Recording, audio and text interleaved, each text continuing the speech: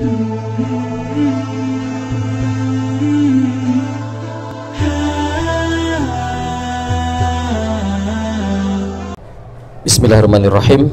Assalamualaikum warahmatullahi wabarakatuh. Waalaikumsalam warahmatullahi wabarakatuh. Alhamdulillahi kafa wassalatu wassalam ala nabiyil mustafa wa ala alihi wa ashabihi ahli sidqi wal wafa. Yaqulullahu ta'ala ya ayyuhalladzina amanu taqullaha haqqa tuqatih wa la tamutunna illa wa antum muslimun. Faqala wa min ayatihi an khalaqalakum min anfusikum azwaja litaskunu ilaiha wa ja'ala bainakum mawaddatan wa rahmah inna fi dzalika laayatin liqaumin yatafakkarun. Faqala Rasul sallallahu alaihi wasallam man ahabba sunnati man ahabba fitrati falyatasanna bi sunnati wa min sunnati an-nikah. Bapak Ibu hadirin rahimani wa rahimakumullah. Alhamdulillah tentunya kita tidak untuk bosan-bosan dan lupa senantiasa bersyukur kepada Allah Subhanahu wa taala karena nikmatnya di kesempatan pagi menjelang siang ini Allah Subhanahu wa taala berikan kemudahan bagi kita untuk dapat hadir di acara resepsi pernikahan keluarga muslim ya, yang insya Allah nantinya akan menjadi keluarga yang berbarokah karena diantaranya adalah untuk merealisasikan dari sunnah Nabi Shallallahu Alaihi Wasallam, bukan hanya sekedar dalam pernikahannya tapi juga untuk pernikahan ya istri yang kedua. Maka ini menjadi perkara yang sangat istimewa.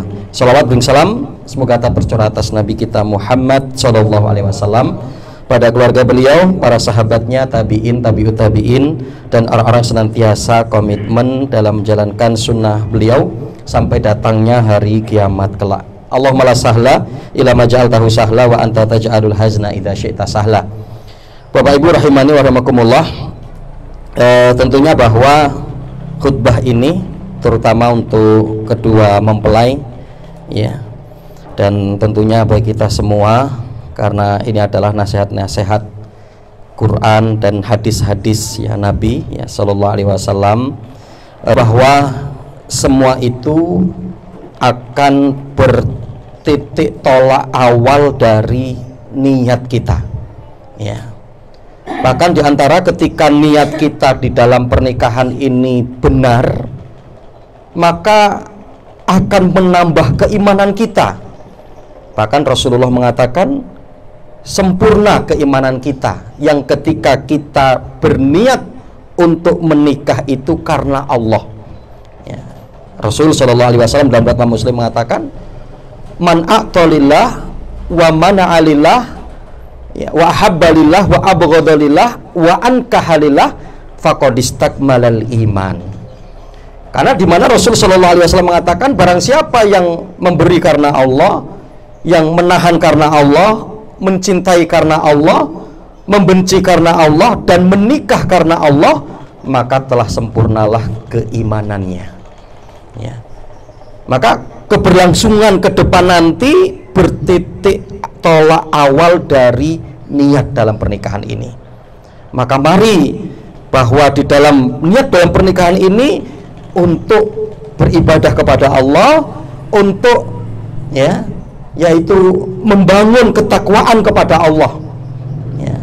Karena jelas ya di mana bahwa ya Rasul sallallahu alaihi wasallam mengatakan idza tazawwajal abdu faqad istakmala nisfal iman falyattaqillaha linisfil baqi. Apabila ada seorang hamba yang menikah baik laki maupun perempuan ya, yaitu apa? Dia telah menyempurnakan setengah agamanya, maka sempurnakanlah setengah yang lain, yaitu di luar dari berkeluarga, di luar dari pernikahan ya. Nah, karenanya Bapak Ibu rahimani wa rahimakumullah, karena ya bahwa nikah ini merupakan sunnah Nabi Shallallahu Alaihi Wasallam, dan ya untuk kemudian bagi seorang laki-laki siap dengan konsekuensinya melaksanakan poligami, dan kemudian bagi seorang wanita siap untuk kemudian berbagi, maka apa? Ini diantaranya adalah bentuk ketasliman kita terhadap syariat. Ya, karena jelas tadi dibacakan oleh Qori, ya, fankihu ma tobalakum minan nisa'i mathna wa sulasa wa ruba. Nikahilah oleh kalian, wahai para laki-laki, wanita-wanita yang menarik hatimu itu 2, 3, atau 4. Bahkan kadang kalau orang mengatakan, bahkan Al-Quran mengatakan itu nikah itu ya 2, gitu kan, baru 3, 4 gitu. Meskipun memang kita tidak memungkiri fa in khiftum ala ta'dilu fawahidah. Ketika kamu takut tidak bisa berlaku adil, maka 1. Ya, maka diantaranya bahwa nanti akan kembali kepada individu. Yang ketika kemudian dia hanya mencukupkan 1, ya sudah, jangan mencela yang kemudian ingin berpoligami. Ya, dan yang berpoligami diberikan kemudahan oleh Allah untuk melaksanakan syariat ini, dan sebagai bentuk ketasliman kita, berserah diri kita kepada syariat ini, maka di mana apa? Ya, kita pun jangan mencela bagi orang yang mereka mungkin hanya mencukupkan dengan 1. Ya. Dan Bapak Ibu rahimakumullah, ya, kita nanti mendapati dalam surat An-Nisa ayat 129 yang ini perlu untuk kita luruskan, di mana Allah mengatakan, ya, artinya pemahaman umatnya yang perlu untuk kita luruskan, ya, yaitu apa? Walan tastati'u an ta'dilu bainan nisa'i walau harastum. Kadang orang-orang yang tidak sepakat dengan poligami itu ada ayatnya jelas, kamu tidak akan mungkin bisa berlaku adil terhadap istri-istrimu meskipun kamu telah berupaya payah. Al-Quran memang mengatakan seperti itu, tapi dalam hal apa? Ya, maka inilah pentingnya kita untuk mengetahui tafsirnya, ya, bahwa yang dimaksud di situ adalah, ya, fil hubbi wal jima, yaitu apa? Dalam kecintaan dan masalah seksual. Ya, dan itu pun tidak untuk diumbar, tidak untuk disampaikan ke sana kemari, ya. Tapi ketika dalam perkara yang lahiriah, kita semua bisa berbuat adil, ya. Karena dalam perkara ini memang yang disebutkan oleh syariat, dalam kecintaan, dalam kasih sayang, dan kemudian apa? Dalam urusan ranjang. Tapi di luar itu pasti kita bisa berlaku adil, dan adil itu pun tidak mesti harus sama, tapi apa? Profesional. Ya, jadi contoh istri pertama punya anak 3 sudah besar-besar, istri kedua ya belum punya anak, atau mungkin punya anak baru berapa dan kecil-kecil, pendidikan sekolah belum begitu banyak. Nah, ini kan nggak bisa kemudian kalau untuk disamakan. Ya, nah yang jelas bahwa ya untuk keduanya bertakwa kepada Allah, niatkan untuk ibadah kepada Allah, dan juga adalah perkara yang terpenting, ya, bahwa Mas Edi, ya, untuk bagaimana untuk betul-betul nanti mempelajarinya, mendalaminya, ya, kemudian sehingga apa yang kemudian nanti diupayakan ini menjadi perkara-perkara yang benar. Dan terakhir untuk nasihat untuk Mbak Ria terutama, ya, untuk istri kedua, kalau mungkin nanti istri ketiga dan seterusnya. Ada beberapa hal, ya, ada beberapa hal ini, ada 5, ya. Yang pertama, ya, untuk selalu menaati perintah suami, ya. Jadi jelas, karena ketika Mbak Ria taat kepada suami, ini adalah ibadah dan menjadi tolak ukur bahwa amalan-amalan ibadah yang lain insya Allah akan diterima oleh Allah dilihat dari ketaatan Mbak kepada suaminya itu sejauh mana. Ya, makanya sampai Rasulullah mengatakan, waladzi nafsi Muhammadin biyadi la tu'addil mar'atu haqqa rabbiha hatta tu'addi haqqa zawjiha. Rasulullah mengatakan, demi jiwaku yang ada di tangan Allah, seorang wanita itu belum dikatakan dia telah melaksanakan perintah Allah kecuali setelah dia melaksanakan perintah suaminya. Ya. Dan bahkan Rasulullah pernah berkata kepada seorang wanita dalam riwayat Imam Ahmad, unduri kaifa anti minhu fa innahu jannatuki wa naruki. Wahai para wanita, wahai para istri, lihatlah bagaimana muamalahmu kepada suamimu. Suamimu itu letak surga dan nerakamu. Ya, ini yang pertama. Yang kedua, tidak memaksa suami.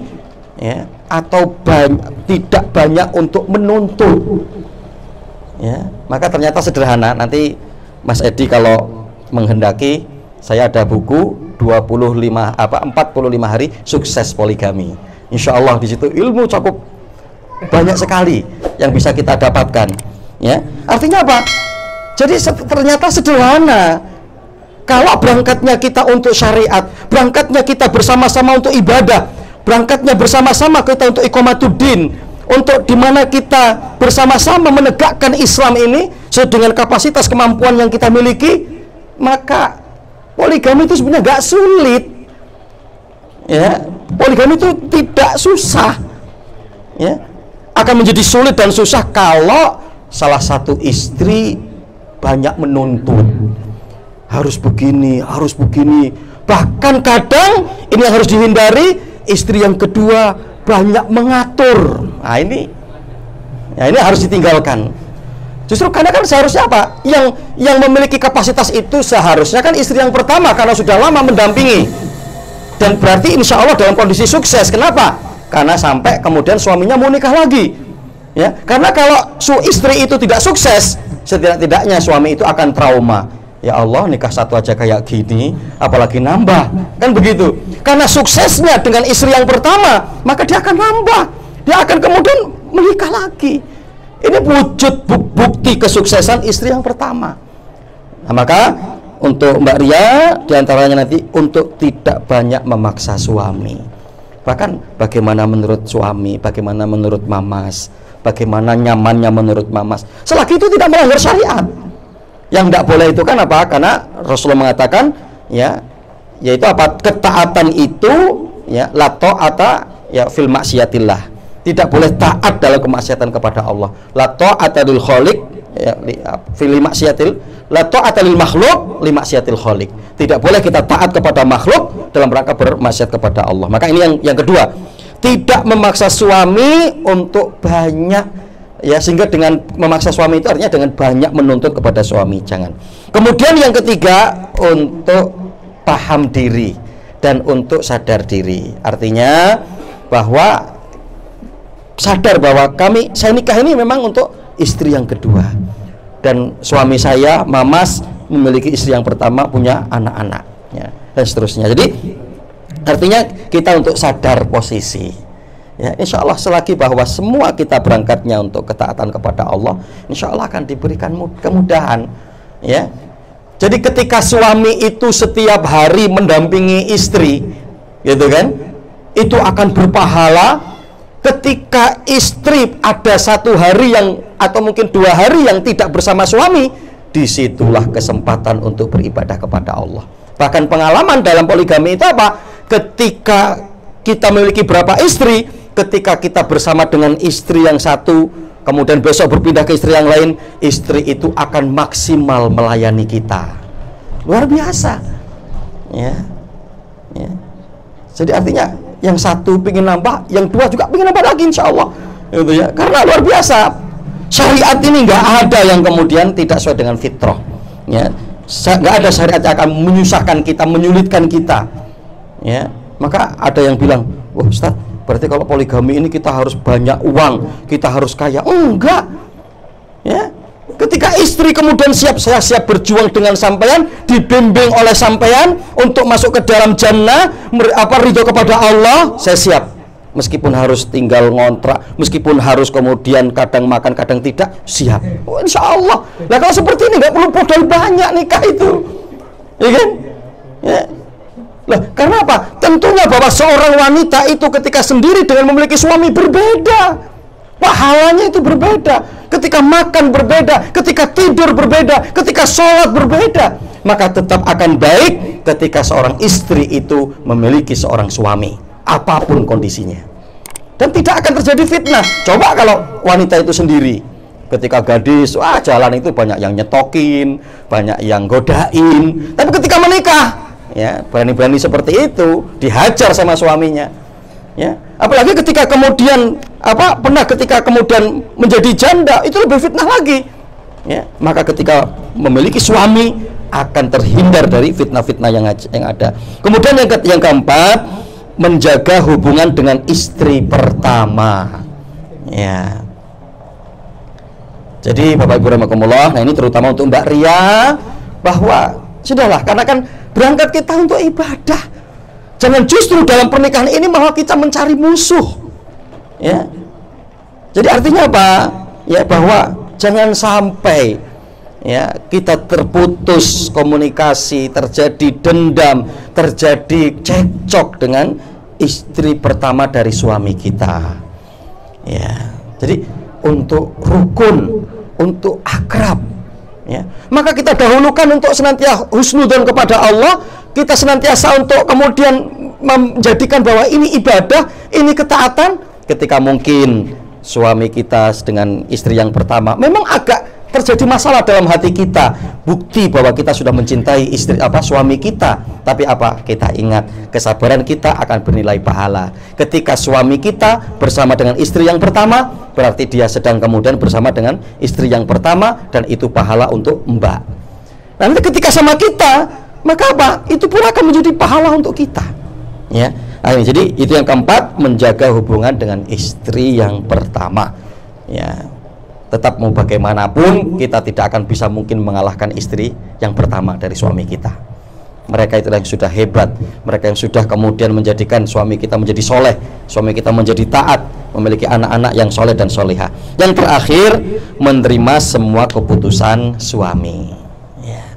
Jadi ketika mungkin ketika ternyata jarak jauh, ya, ternyata kemudian suaminya capek, suaminya susah, ya, payah ketika harus kemudian berpindah dari satu wilayah ke wilayah yang lain, maka sebagai seorang istri yang solihah, ya, ketika kemudian Mas, saya lihat sepertinya Mama terlalu lelah, kayak mana kalau kita lebih baik untuk mendekat, meskipun tidak harus mungkin bersampingan rumah, ya, tapi untuk mendekat Mamas bisa lebih maksimal, Mamas bisa lebih waktunya lebih termanfaatkan. Maka ketika kemudian ternyata suami pun memutuskan seperti ini, maka seorang istri harus taat, harus kemudian mengikuti, menerima semua keputusan suami.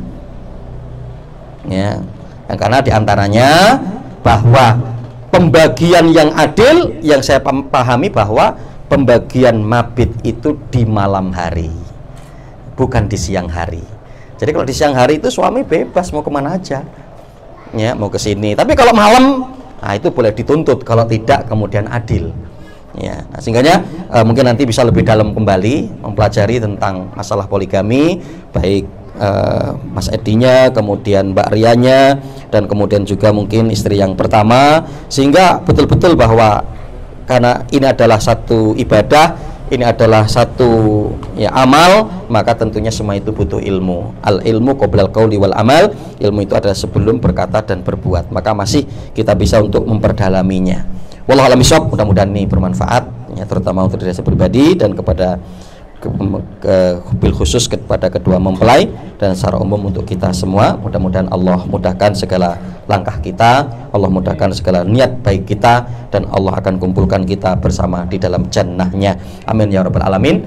Aku qouli hadza astaghfirullahi li wa lakum wa lisa'il muslimin fi kulli jamil aktor. Kurang lebihnya saya mohon maaf, kepada Allah saya mohon ampun. Wabillahi taufik wal hidayah. Wassalamualaikum warahmatullahi wabarakatuh.